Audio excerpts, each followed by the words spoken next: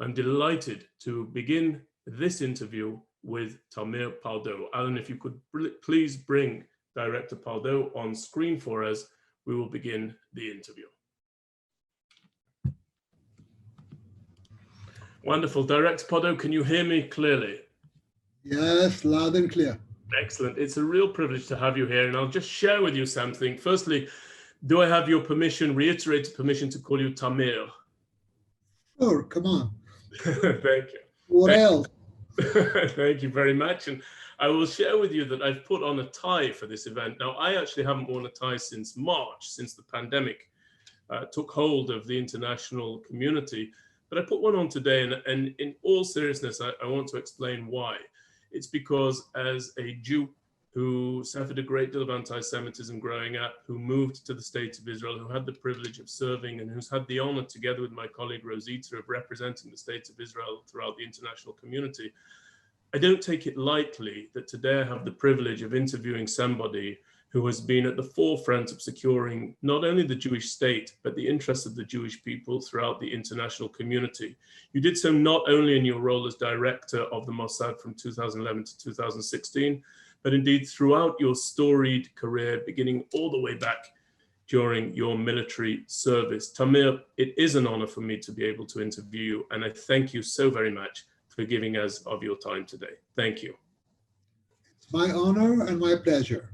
Thank you, Tamir. So before I come to question number one, let's just get a couple of things out of the way. Firstly, audience members, Tamir specifically asked that he take questions from the audience. So if you do have a question, please either raise your hand or via the Zoom facility, of course, or type your question into the chat or Q&A boxes. And I'm actually going to try and interweave those questions throughout my prepared questions for Tamir, which I've separated into a couple of categories. That's the first thing. The second thing is that this interview is to last for 75 minutes. I hope that you enjoy it. There will obviously be subjects I won't have the time to get to. Please know that I'm as curious about the subjects we speak about or do not speak about as are any of you. So with all of that having been said, the first topic that I want to dive into with you, Tamir, is the US-Israel relationship. So with that, let me ask you the following.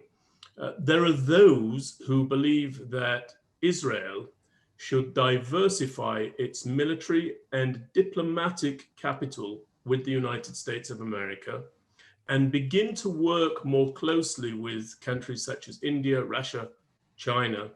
And I'd like to know what your thoughts are on that idea. Should we in Israel begin to wean ourselves off our dependence on the United States?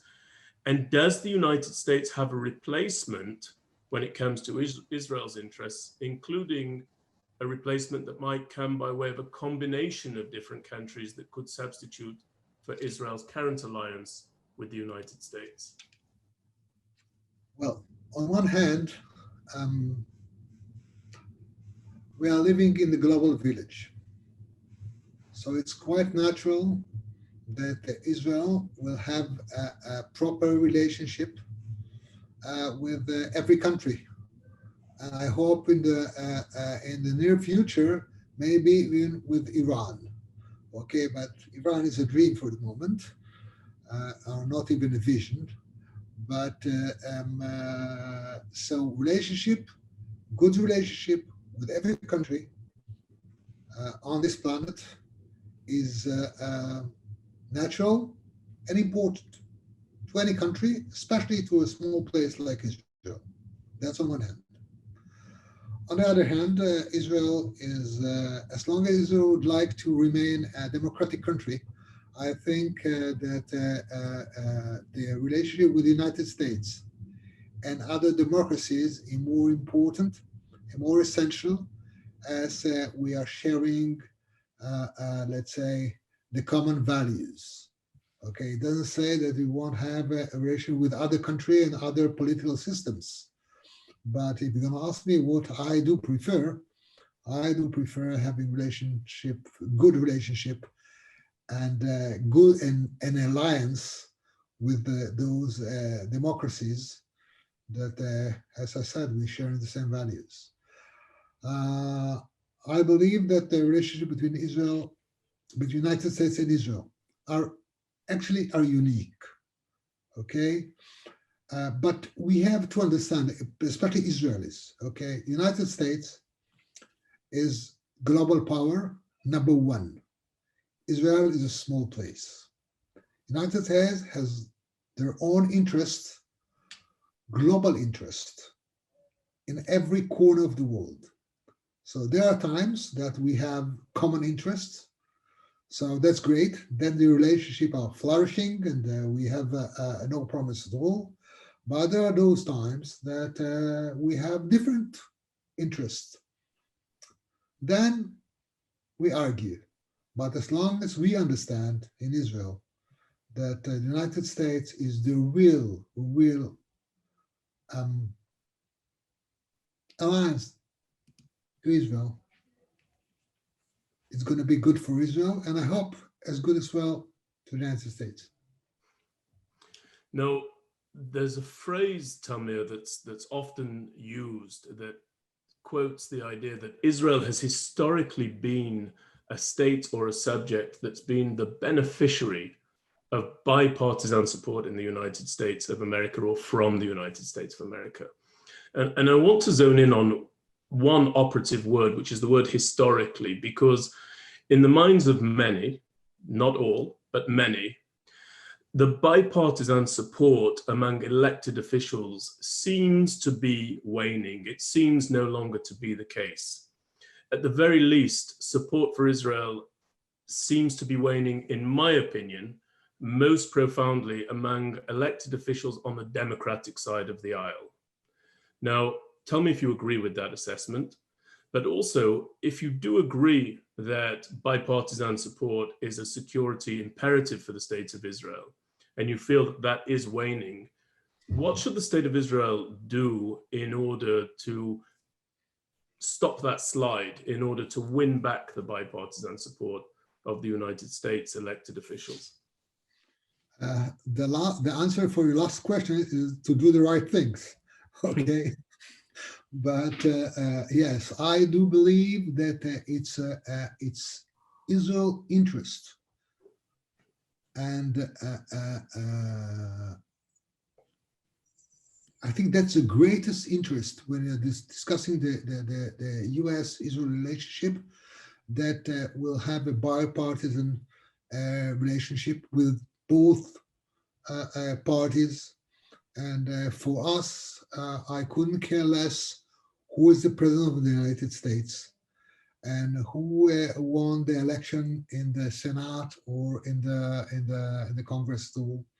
That's not our problem, and we should not intervene in American policy and not internal policy. And if we have some, let's say, different views on strategic matters, there is a place to deal with those matters and in a proper way.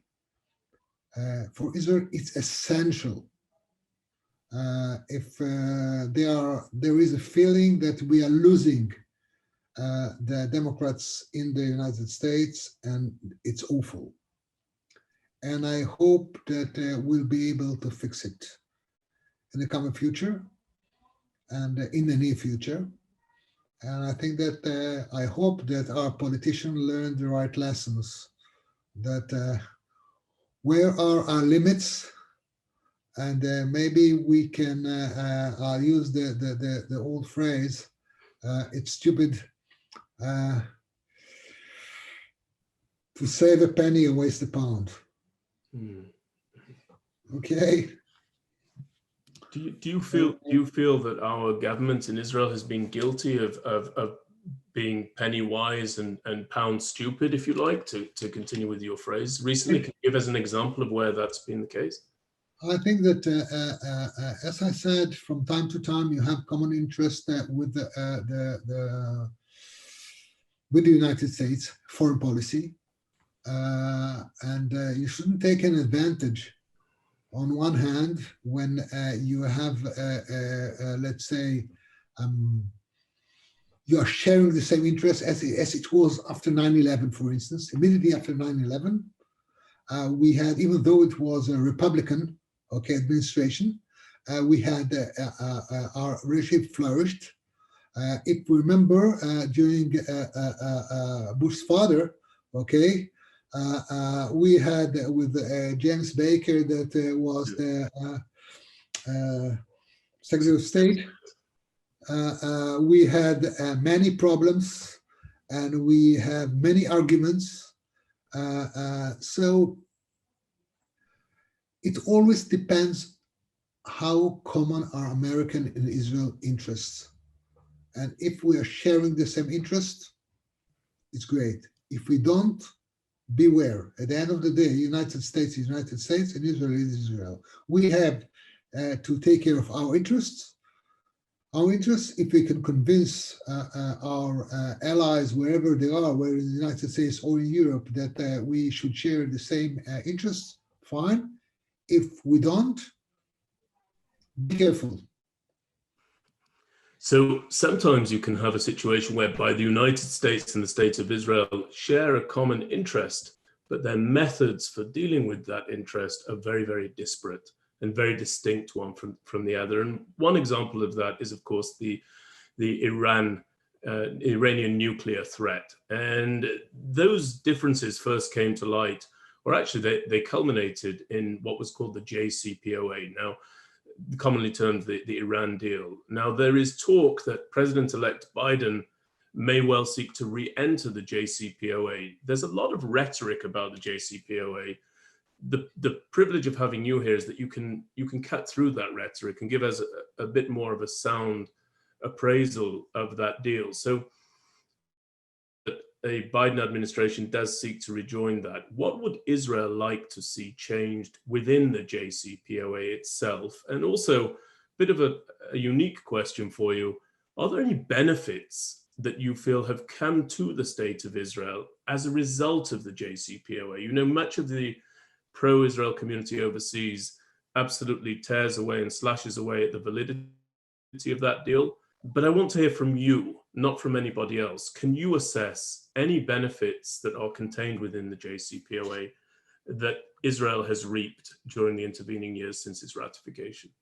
Let's start with a few basic facts.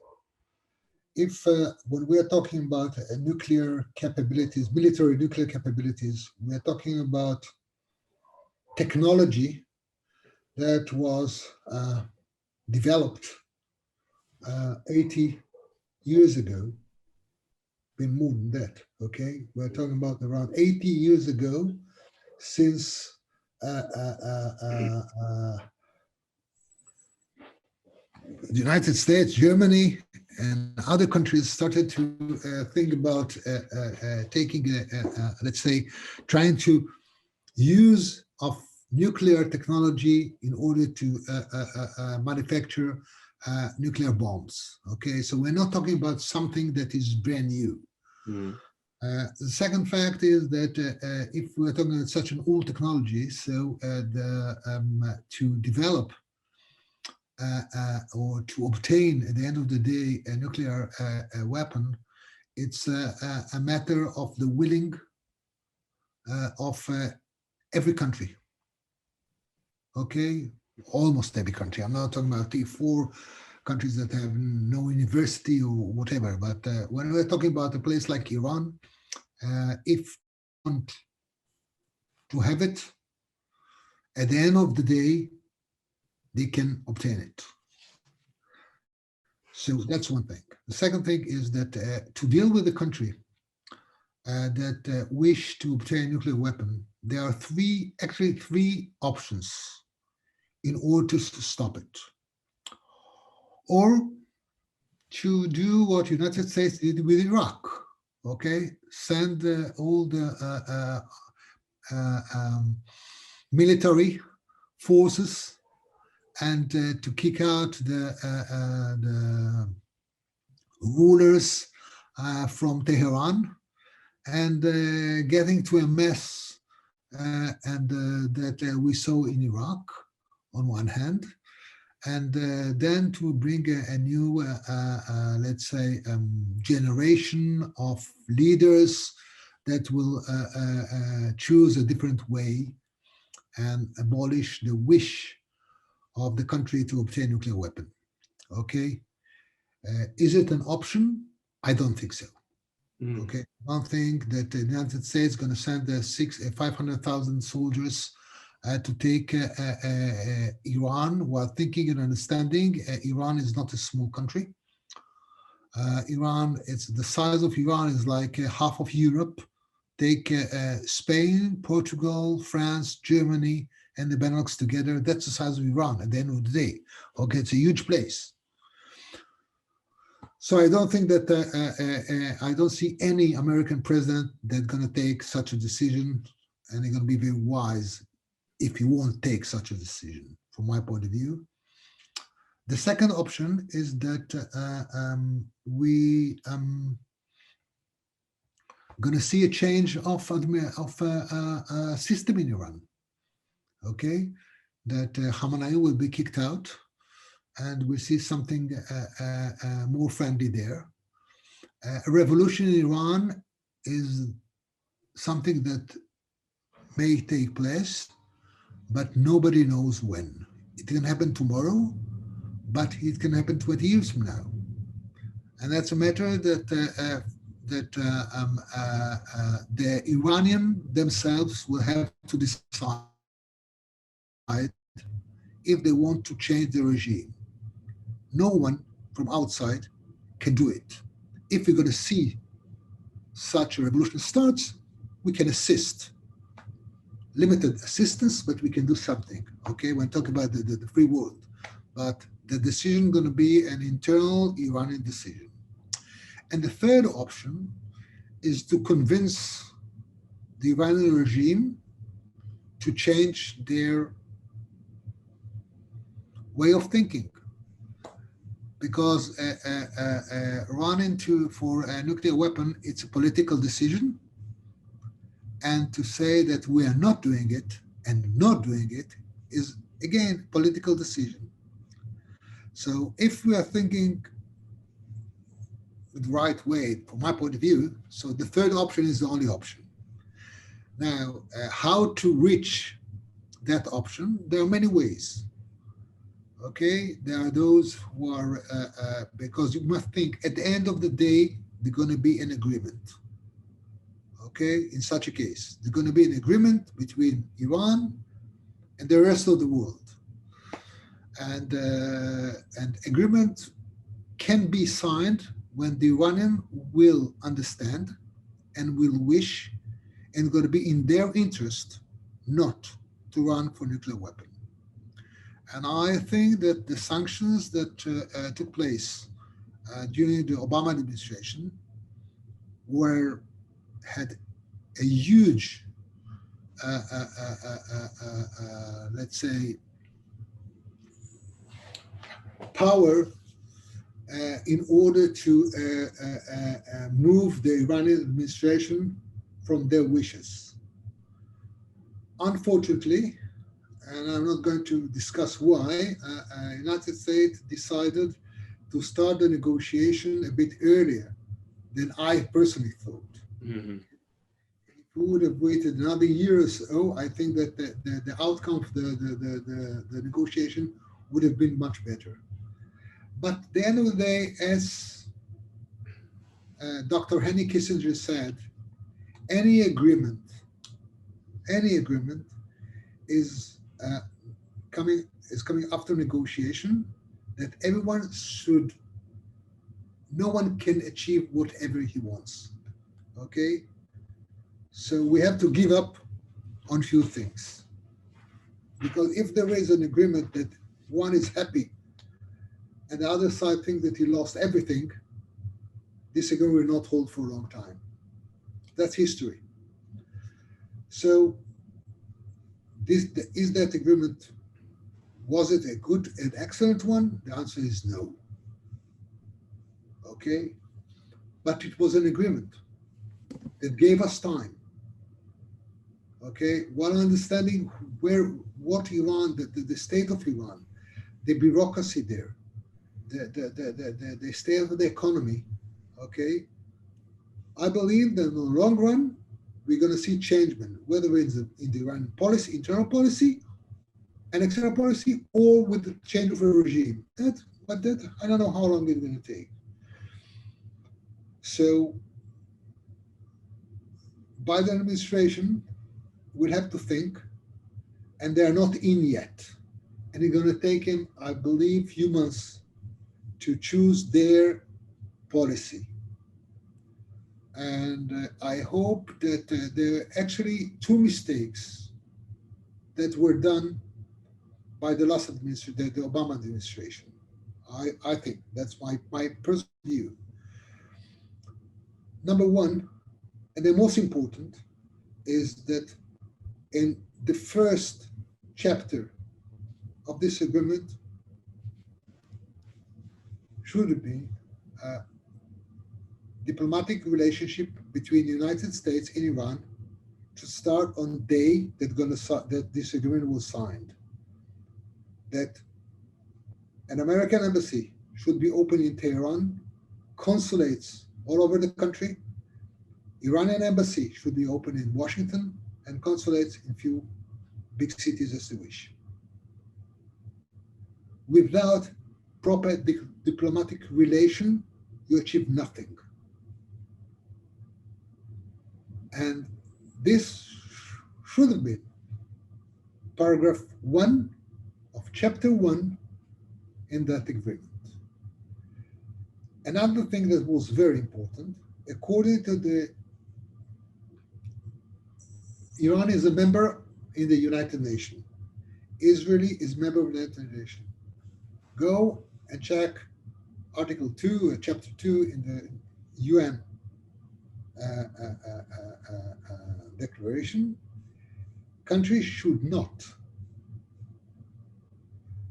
try even to think that another member of the United Nations shouldn't exist. Mm-hmm. To accept the state of Israel as an independent state, it's there in the United Nations. The moment that we are in the United Nations, in Iran are in the United Nations, that's a fact. We can have war, we can have disagreement, we can agree on nothing, but we cannot say that Israel should not exist. And that should have been in that agreement. Other things are negotiable. There are a few things there that were fine. There are many things that were not. But as I said, at the end of the day, an agreement was signed. And I'm not sure that saying that the agreement doesn't exist helped Israel, United States, or the world. Because at the end of the day, even if you have the agreement was the agreement on nuclear. Other two agreements should have been signed at the next step. One was on the missiles, and the third one on terror. But you cannot combine everything in one agreement. So I think that I hope that the new administration will take the right measures, and I hope that Iran will not do stupid mistakes that in order to convince them to sit at a negotiation table, someone should use some force. Well, I just want to make an appeal to everybody. Keep your questions coming. I am looking at them. Please do take care to only ask one question. A number of you have asked multiple questions. I won't be able to attend to those, but please do keep your questions coming. Tamir, I want to turn now to the subject of the state of Israel domestically and some of its domestic or proximate threats, if you like. And the question that I have is that prior to you becoming the director of the Mossad, you actually served as a senior advisor for operations at the Israel Defense Forces, and I believe that you did so during the events of the Second Lebanon War. Now that war was largely slammed at the time, but it seems to have aged very, very well. With each year that passes, it seems to have been a more forceful deterrent. But at the same time, many people believe that Israel's next war will be with Hezbollah. Now, can you assess for us the threat of Hezbollah, not only in Lebanon, but also in Syria? And can you do so by somehow tying it to the subject we just discussed, which is Iran? Can you assess it as a threat, given that it is indeed an Iranian proxy? Unfortunately, Hezbollah is something unique that you can't find nowhere, actually, in no country. You can't be something that is even looks like Hezbollah. Because Hezbollah is something that unfortunately is accepted by the United States, by the rest of the world. Okay? Because Lebanon, at the end of the day, Hezbollah is a state within a state. Mm-hmm. Hezbollah is a part of the Lebanese government. There are ministers in the Lebanese government that are coming from Hezbollah. Hezbollah is a part of a coalition.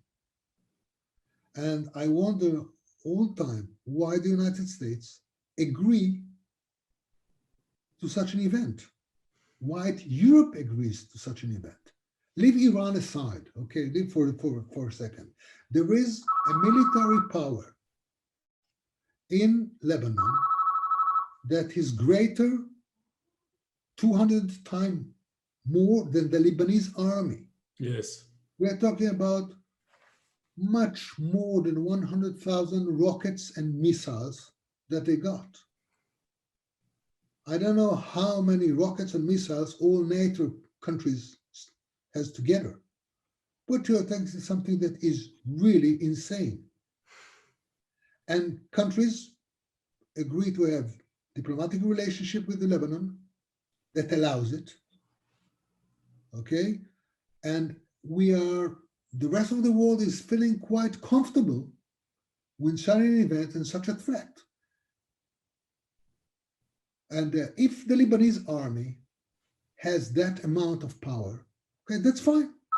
I don't mind, okay? But they know what can be the consequences of using those missiles and rockets. But when you are talking about Hezbollah, mm-hmm. if Hezbollah is launching an attack, and as it was in 2006, okay, United States and the European countries said, okay, you have a problem with Hezbollah, you don't have a problem with Lebanon, so don't, even though our Haifa port and many places were attacked by missiles from the Hezbollah, we got a firm, let's say, message: don't touch the Lebanon port or the airport in Beirut, or the electricity in Lebanon, even though they attacked us. So there is something strange there. There is a state within a state that the Lebanese government, actually in state of war, is not responsible for the landscape of Lebanon. So that thing is insane from my point of view, but unfortunately exists. And my message to Lebanon is that it doesn't worthwhile to start a war with Israel, because the next war, if God forbid it will happen, it's going to be a war between Lebanon and Israel, and not only Hezbollah and Israel. And when I talk in such a war, I don't think that the Lebanese majority there would like it. And maybe that's the reason that after the 2006 war, they relaxed, okay? Even though they are buying things, they are getting things from Iran, and they are, let's say, Iran has a border with Israel, but Israel has the border with Iran, one hand. And the outcome of the war with ISIS managed Iran to have a corridor from Tehran to our border in the northern, in the Galilee. So it's a problem. But I think that today, especially today, Nasrallah and Hezbollah knows that they will not win a war because they might lose everything. So their idea was to try to launch to deploy some of their capabilities in Syria. And we are taking all measures that it won't happen, at least not on large scale. No, the aspect that you made mention of there, which is that the next round will not be Israel versus Hezbollah, but Israel versus Lebanon, is actually a doctrine that Israel has settled upon. To go back to the beginning of your answer, which is that they will now hold the state entity, namely Lebanon, responsible for the activities of Hezbollah in the event that they launch against Israel. If it was me today, yes, in leadership, I would say to not only to the Lebanese, but to United States, especially to France and our European country, okay, and the rest of the world, okay, if they will start to do something, the next war is against Lebanon. So put the pressure on the Lebanese government to try to control Hezbollah if they can, because the price that the Lebanese is going to pay going to be very, very high. Yes, we're going to pay a price. We can suffer many casualties, but those who are going to lose everything are going to be Lebanon. Do you think in Israel we have the political will to act in accordance with that doctrine of assigning responsibility upon the state? I hope. Well, I'm not there for the last 5 years, so I hope. So Tamir, there's another issue going on that's very proximate to our borders, and of course that is the presence of Russia. Now they are very much entrenched within Syria. I'd like you to talk to us about what the presence of the Russian bear right on our border, arguably borders, actually means for our ability to defend our strategic priorities and assets when it comes to the subject of Syria, and possibly even the subject of Lebanon, to go back to what you were saying earlier. Talk to us about Russia's interests there, and talk to us about how it helps and hinders our ability to protect our own strategic priorities. Well, I think that the outcome of US actions or decisions letting the Russians to deploy in Syria took place already, I believe 8 years ago. Okay. I think it was a mistake. I think it was a big mistake. And the Russians took the advantage. And the moment they are in, you can't kick them out unless they wish to do so. So I believe that as for the time being, at least, we're going to see the Russian in Syria. They need, from their, let's say, strategic point of view, they need the warm seaports in the Mediterranean, the Syrian one, and they have it. They have their own bases there.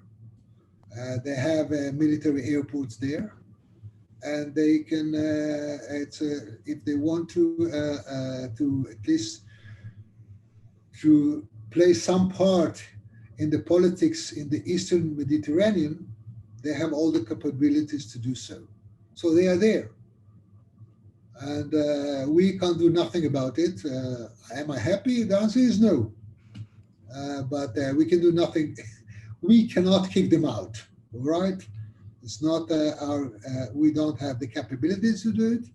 So we have to live with it, and we have to come to as many agreements as we can with the Russian and with the Russian forces that are deployed there. Okay, the last thing that we need is a confrontation with Russian forces over Syria. So until now we are more or less managing it. One time we had a problem there, but I believe that I hope it will never happen again. I hope that the United States will rethink about its foreign policy in the Middle East. The last administration declaration that the Middle East doesn't interest him. So I hope that we'll see more interest in the Middle East, and that might change the balance of power there on the long run. So I'm going to have to keep moving through these topics that I want to ask you about, Tamir. I know that there are a number of follow-up questions that we're going to get in from the audience as well, but let me ask you now about some areas that are worthy of optimism, I would say, I'm sure that you would say, and those, I'm referring, of course, to the Abraham Accords. And the Abraham Accords seem to be aligned with Prime Minister Netanyahu's vision of peace being established from the outside in. I'm sure you have heard him speak about that numerous times. Can you put these accords into their historical and contemporary context for us, please? You know, the times when the state of Israel thought that those around us in the region would never recognize our presence there, those endured until very, very recently. Now it seems that our march to normalization is knocking down one taboo after the other. And it's a historical change. It's an historical change that's afoot, but it also has very contemporary ramifications and consequences for the state of Israel. I'd like you to put it, as I said in my question, into a historical context as you read it, and then tell us what the contemporary opportunities and limitations might be. I think that the biggest problem of Israel is the Palestinian conflict, the Israel-Palestinian conflict. And for many years, almost all the Arab world, except Egypt and Jordan, but only to a certain extent, and a very limited extent, all the countries, except those two, said we're not going to move on towards any kind of agreements, peace agreements, understanding, whatever, unless you're going to solve the Palestinian-Israeli conflict. And when I was a director, I tried to convince all those countries, or at least most of them, that they're doing a mistake. And I said that I don't see any Palestinian leader,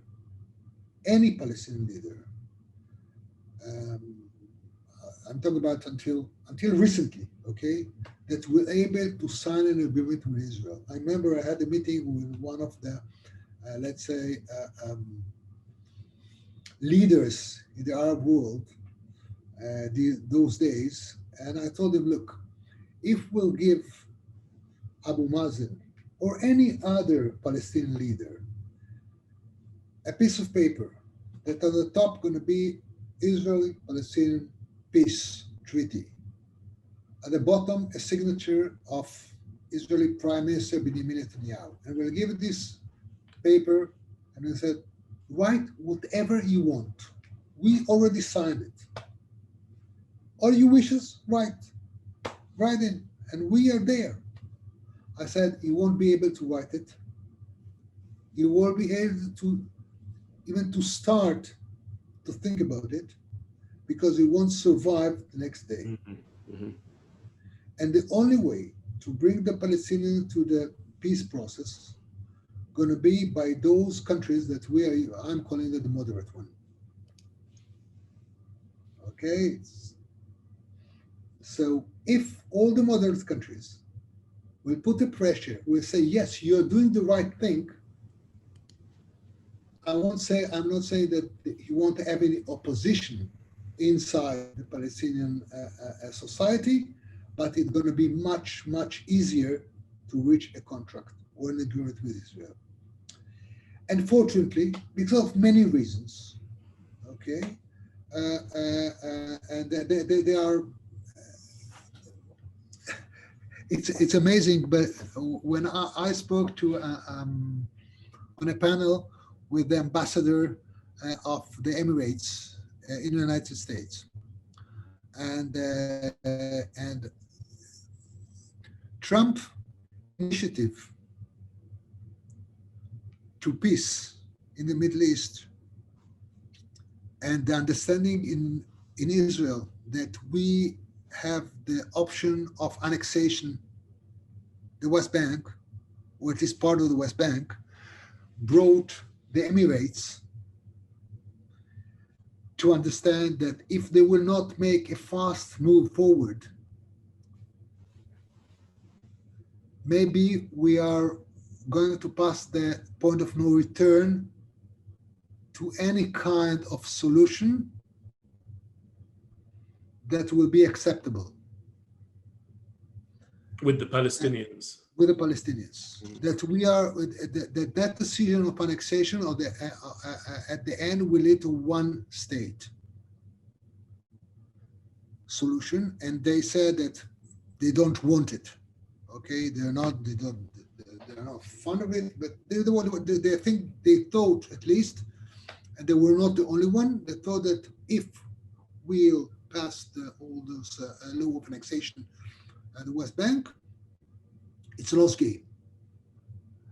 And I think that was, and then they came with their offer, okay, let's have a peace treaty if you will stop annexation. And then we'll get the F-35. And everything was mixed in that kitchen. At the end of the day, we had an agreement with the Emirates, agreement with Bahrain, I hope an agreement with Sudan, and now with Morocco, and I hope with others as well. And I think that the Palestinians will have to rethink about the solution that they wish to get, and they will start to understand that they can't get everything, all their wishes, and maybe on the long run we'll be able to reach an agreement. Is it your view, Tamir, that the notion of applying sovereignty over Judea and Samaria was put there as a gambit to induce movement from the UAE? Or in other words, are you saying it was never something that was It was a gambit. It was a gambit. It was a gap. This was never something that the Prime Minister was going to pursue in your. Oh, no way. We were on the way to annexation. Mm-hmm.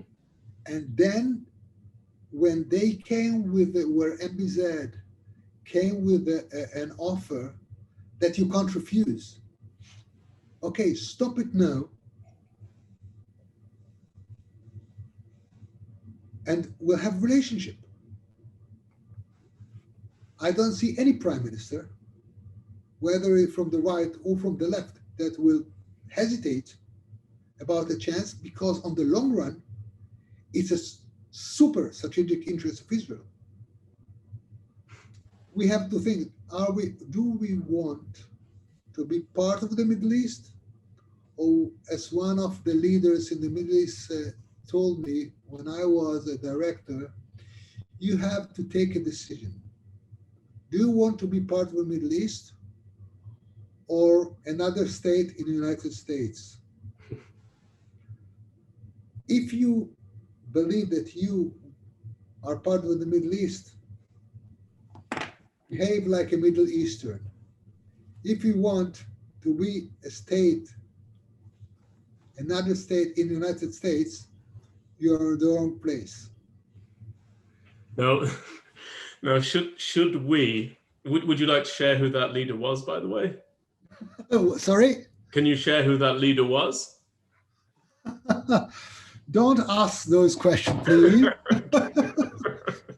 So let me ask you a question that I think you will want to get into, Tamir. That's the question about the Israel-Palestinian conflict. You've just said you've made a very strong statement. We've talked about Iran, we've talked about Hezbollah and other subjects as well. And you said the biggest challenge that the state of Israel faces is the Israel-Palestinian conflict. Now, should we temper our enthusiasm for the Abraham Accords, given that they actually don't do much in terms of resolving the Israeli-Palestinian conflict?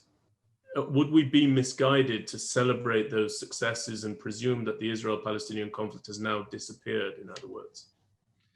Look, we're getting into Israeli internal politics, and I don't.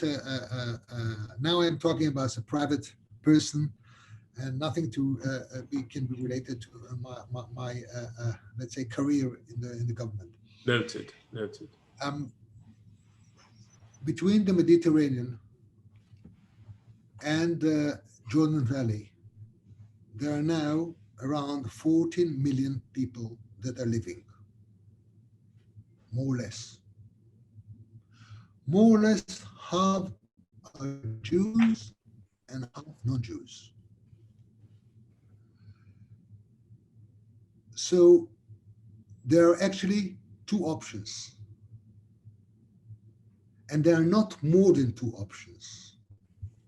Or one state solution, okay, that a democratic country, full democracy for 14 million today and maybe 20 in 20 years or 15 years from now. Is that the Zionist dream? The answer is no. Or two-state solution, that it's still, for a short period of time, still an option.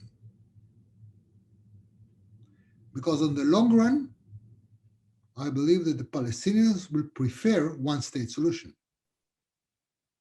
Because they can be, even if they won't be the full majority, and they're going to be 45% or 46%, that is enough to be a full partner in the Israeli politics. And as I said, that's the end of our dream as Jews for 2,000 years. And I think that unfortunately, since 67, since the 6-Day War, this debate never took place in Israel. Okay, we prefer not to think about it and not to say, what do we want from ourselves?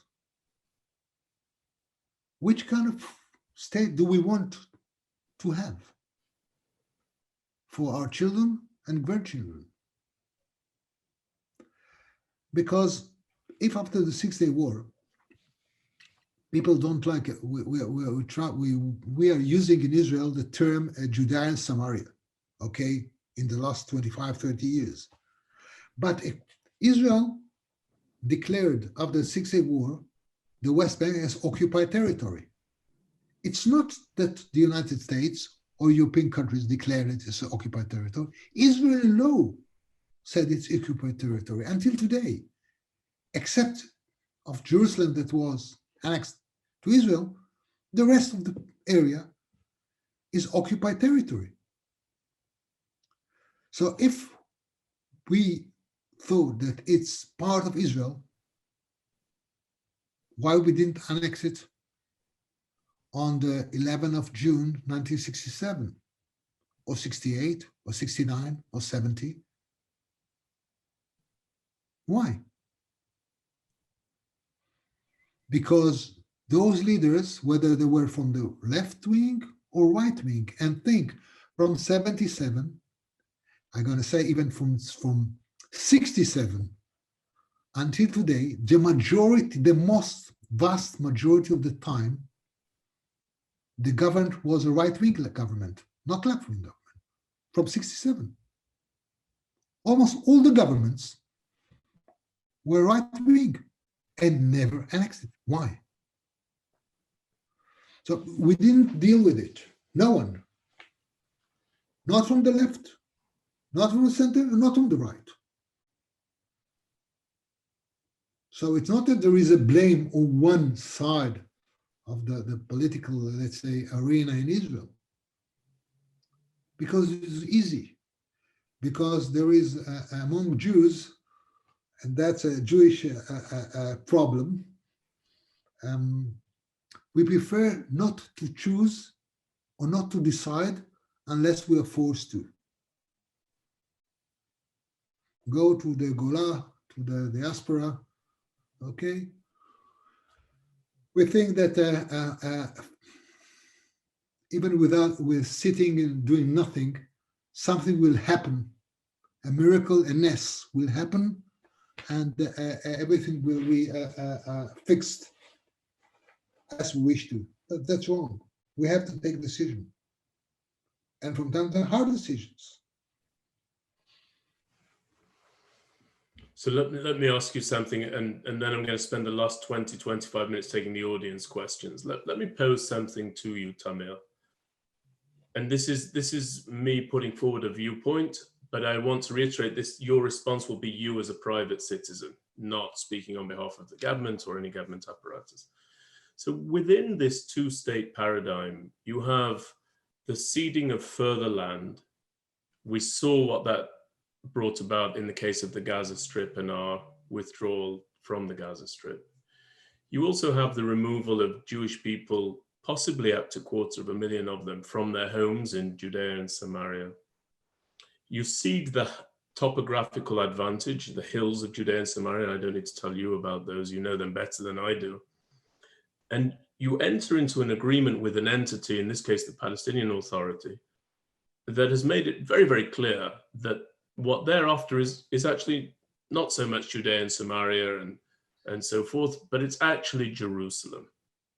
So with all of those considerations being at play, answer me two things. Number one, what would Israel's red line be in a two-state solution? What would they not put up for negotiation? And number two, if the two-state solution was enacted as I understand it, and please feel free to correct or adjust anything, do you think the Israeli citizenry would be able to recover from the damage wrought across our population? Because I don't think we've ever fully recovered from the withdrawal from the Gaza Strip in 2005. I think it's caused a schism within Israeli society. And I think that that would likely be repeated were we to withdraw from Judea, Samaria, the West Bank. Give us your view on those points, because I think they're oftentimes raised. They also happen to be views that I hold dear to myself, but I'm very keen to hear your perspective, much more than I am to hear mine. So look at your back, there is a map of Israel, right there. Few maps even. Yes. Right? There is no problem. We can have every piece, every inch of land from Mediterranean to the Jordan Valley. But we must understand what are the consequences. Okay. Mm-hmm. Think that you are living in the United States, okay? That tomorrow morning, someone going to tell you, you know what? Yes, you were born in the United States. Even your parents were born in the United States, and your grandparents maybe even. But you want to choose a prime minister, so you're going to elect the Israeli prime minister because you can't elect the American president. You cannot play any part in the American politics because you are a Jew. Would you agree? So on the long run, we must understand those people will fight to have the same freedom and access and option to choose their government and governance as you are. So maybe you can play some kind of game for 50 years, 70 years, and maybe even 100 years. But at the end of the day, those people who are living here would fight to be the same as I am. Put yourself in their place. Okay, so we have, I don't mind. I accept those who thinks that every piece of that land is our land, because yes, it's our land. We were in Hebron. We were not in Jaffa. okay? Our land is Judea and Samaria, but unfortunately there are other people there. And do we want them to be a full citizens with all the rights? Fine. Those who wants it, send them. But let's decide. Let's decide. Let's decide and do it properly. Because if we won't decide, we're going to see things that we wouldn't like to see. Part of that we see on daily basis in Israel today and for the last 50 years. Mm-hmm. But we have to decide, that's all. If Israel decides that the border, the Israeli border is on one the Mediterranean and the border with Egypt and Jordan, okay, and then the Jordan Valley and the Golan Heights, okay, it was decided. That's the border of Israel, okay. Everyone within those borders have the same rights. Full stop. You want it, do it. My personal view, and it's ridiculous because people are saying, okay, it's a left wing this view. On the contrary, it's a right wing view. I want to state that 80% of the people who are living within the border of Israel would be Jews. Is it right or left? That's ultra right. But in Israel today, you are leftist. So I agree. If we want one state solution, let's have it and do it the right way. And we'll be able to live in peace on the long run. Okay, doesn't matter who's going to be the government, let's say in 50 years from now, but we'll be able to live here. Tamir, I don't think that your viewpoint is left or right. I think your viewpoint is one that comes from an informed, dedicated servant of the state and the people of Israel. And it's certainly a viewpoint that you have absolutely the right to put forward, and I respect you greatly for putting it forward. Whether I agree, disagree, whether there's a consensus or not, to me, it's secondary. Two Jews have three different views. Exactly right. Exactly and right. For political parties, it's okay. I agree, and I'm very grateful to you for your candor with that answer. I think it's important our listeners hear it. So speaking of the listeners, Alan, I'd like you to open up the microphone on Sheldon. Sheldon's got a question. Tamir, there are many questions I wanted to get to, but I promised you the audience. So Sheldon will lead with a question. Sheldon, if you could ask your question in 15 seconds, please, I'd be very grateful. Is Sheldon there? Is he unmuted, Alan? Sheldon, we can hear you now. Excellent.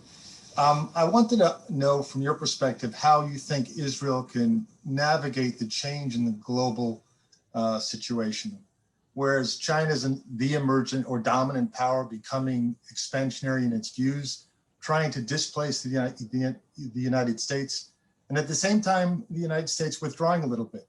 It's pivoting to the east for sure, but I'm not sure how long it intends to stay in a very strong way in the Middle East and even in Europe. So with that, hopefully I've described enough for you to try to take a whack at it.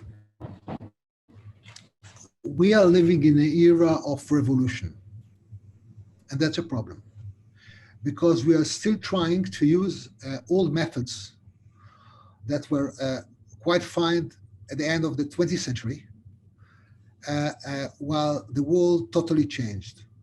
Unfortunately, in many places, we have still a leadership that is living in the old world. Today, we are living when in the global village, and just think about the COVID-19, okay? Has no borders. Okay, we are living without a border between countries. When we're talking about economy, we're talking about healthcare, we're talking about many things, okay? But we are not used to that. The leadership has no idea, wherever it is, for the one has no idea how to deal with it. So it's not a problem between China and the United States. Because if when you are thinking about Chinese, so go back to the time of Mao Zedong, okay? The father of modern China. He said that his problem, he has only one problem. He has to feed over 1 billion Chinese, it was those days, okay? 3 meals a day. And that's his problem. Now we're talking about 1.5 almost, okay? Think about that. They have to feed those people, okay? They're gonna do whatever is needed to feed them. Otherwise, China will not exist. We can see it in many places, okay? But now the world, as there are no borders and everything is open. So politics should be changed dramatically. Unfortunately, places like the United Nations are irrelevant today because the United Nations was established in the old world. We need something different. And I hope that even though President Biden is not a young person, but I hope that those who are gonna be in his administration will have the proper understanding that in a different world, you have different way of thinking and creating something new. And I hope that we need a leader, okay? During the last 15 years, even more, okay, while the world was changing, we didn't have a real leader with understanding of the future.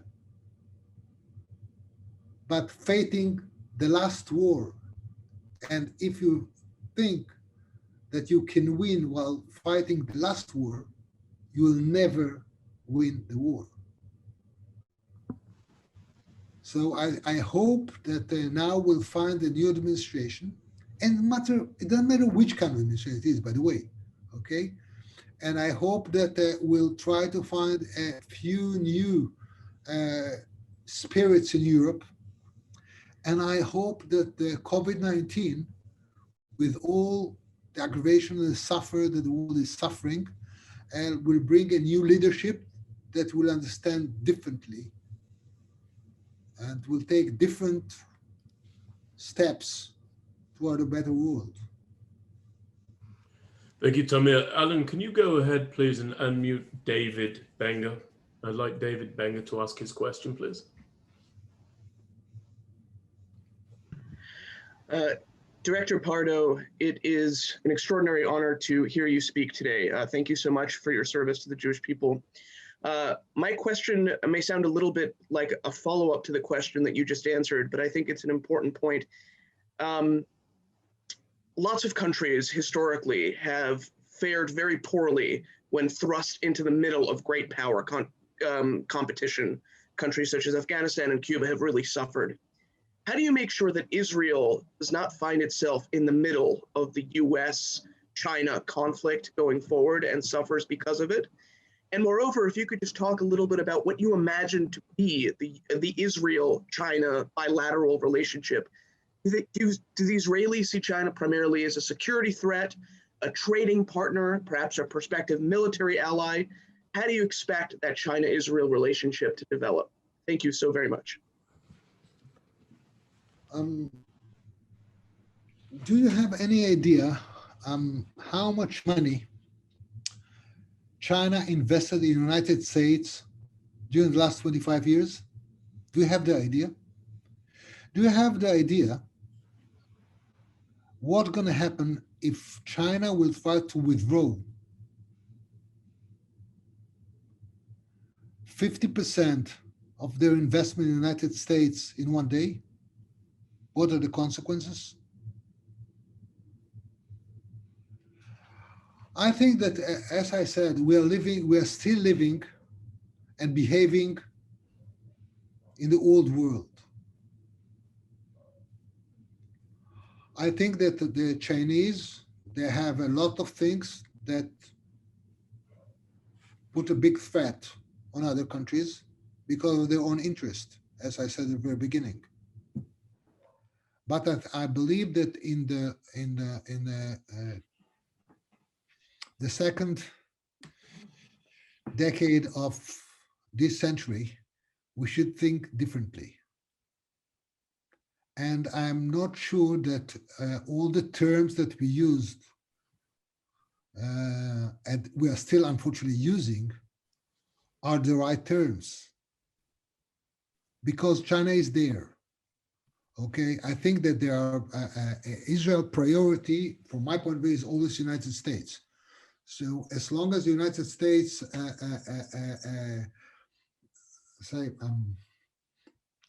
put the rules, we should be very careful not to cross them. Okay, because we might lose more than we can win. But I think the United States priority should be changed. I think that when we see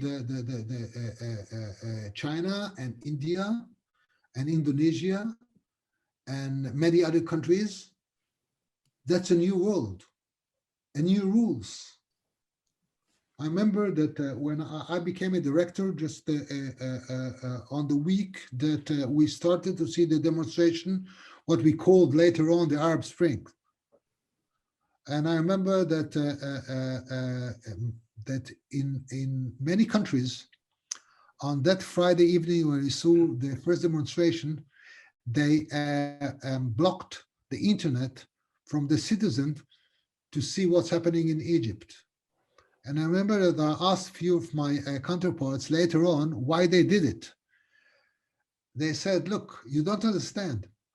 If we are seeing a riot in a small village in Egypt of 2,000 people that are living there, within 2 seconds, it spread all over the world. And people that do not accept their situation, economic situation, other situation, may try to do the same thing. So we are living in a different world, and we must understand it. And I believe that many things that were done during the last 4 years, and like even more than that, I'm not talking about just the last administration, were because they didn't understand that we're living in a different world. Even take the cyber, for instance. We don't have enough time, but take the cyber. The cyber is a new weapon. And it's worse than any weapon that we saw, except the nuclear one. And I'm using the term usually that cyber warfare is like a silent nuclear weapon. You can create enormous damage without blood in the streets. And there is no understanding of the threat.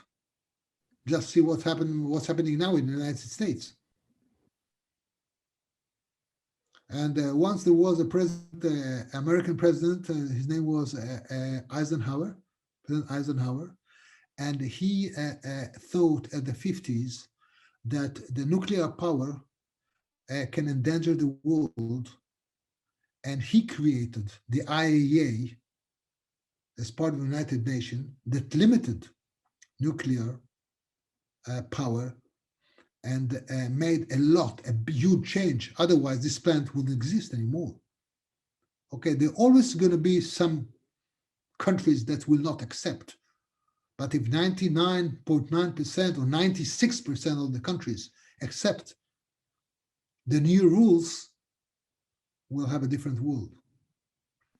Tamir, thank you. You've been very gracious with your time. I'd like to ask you if you will indulge us with 2 last short questions. Is that okay? Because it's not every day we get to engage with the former director of the Mossad. So I'd like to quickly, if I could, Alan, ask you to unmute Yaakov, please. Could you unmute Yaakov? Yaakov, your question in 15 seconds, if you would. Hi, good evening, Director Pardo. I have a question about the current escalating tensions between Israel and Iran. This evening, we heard a very firm warning from Chief of Staff Kochavi saying that if Iran or any of its proxies attack Israel, presumably in retaliation for the assassination of the chief nuclear scientist, the IDF is going to respond very, very fiercely. And my question is, can the Israeli-Iranian conflict remain at the shadow war level? What is the likelihood that the two sides can keep it at that level in your assessment? Thank you. I have no idea, but I hope that we'll be able to keep it that way. It's no good for no one that we're going to see a real escalation here. And I hope that the Iranian will be wise enough not to take the wrong measures or try to do stupid things, because that can lead the region, and not only the region, to a crazy situation, say the least. And I hope that we won't do it. I think that the Chief of Staff Kochavi said the right thing. And if, as I don't see any intel, if he sent this warning, it means there is some understanding that might try to do some stupid things, and it's about time to give him a proper warning. Alan, for our last question, could you unmute the cell number that concludes with the 3 digits 556 at the top of our participant list? 556 are the last 3 digits. Could you unmute that? And David will take your question in 15 seconds.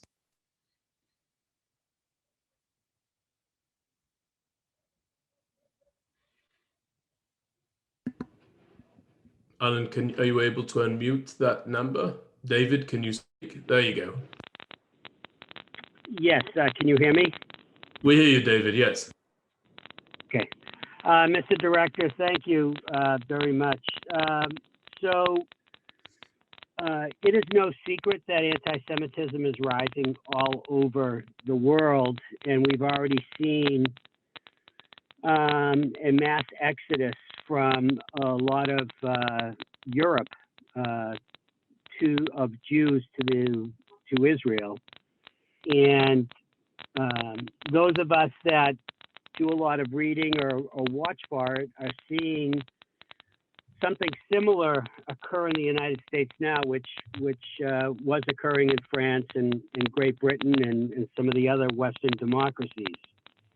And I was wondering if you had any thoughts about the U.S. eventually becoming unsafe for Jews in the near future, based upon what you've seen happening in other parts of the globe. Well, thank you, David. I hope not, first of all. And it's related to the last 3 questions, actually. I think that there is the leadership today, instead of bringing people together and lower conflicts between communities and even races, are creating more tension while thinking that they're going to get more votes in election, or they're going to be accepted by their audience, natural audience. I think that the responsibility of every leadership around the world, in every country, is to bring people together. Whether it's the United States, the United Kingdom, or Israel, everywhere. I think that is a big mistake that is taken by a leadership that try to achieve something that is wrong on the long term, even from their good, while splitting the society. There is a danger everywhere. And it's not only against Jews, but we, of course, feel it because we are Jews, but others are feeling it in other places as well. People become less patient because governments and leaders are trying to gain force and power by splitting the society. the moment they will stop it, I think we'll be able to see those tensions and risks getting lower and lower. And I hope that exactly what will do the next administration in the United States, because it's needed there, it's needed everywhere. Well, Director Pardo, that concludes our time with you. You could not have been more gracious. We've just enjoyed almost 90 minutes with the former director of the Mossad. Thank you so very much for your time today, but more importantly, thank you so very much for your service to the State of Israel and to the people of Israel, wherever they may be. We're deeply grateful. I want to convey and reiterate my thanks to my colleague, Rosita Panini, co-founder of the Institute, to our great and powerful colleague, Alan Langer, our international coordinator, to our board members, and to everybody who's been on this call and made it such an interactive and important and far-reaching conversation. Tamir, thank you again. And I very much hope that when the world does start to turn, we might have the pleasure of bringing you to the United States so that people might enjoy audience with you in person. You've been so very gracious, as I said, and we appreciate it. Thank you. Thank you very much. It was my honor. And I hope to see you one day in the States after this COVID nightmare will pass away. Thank you. Thank you, sir. Thank you very much. Thank you, Tamir. Bye-bye.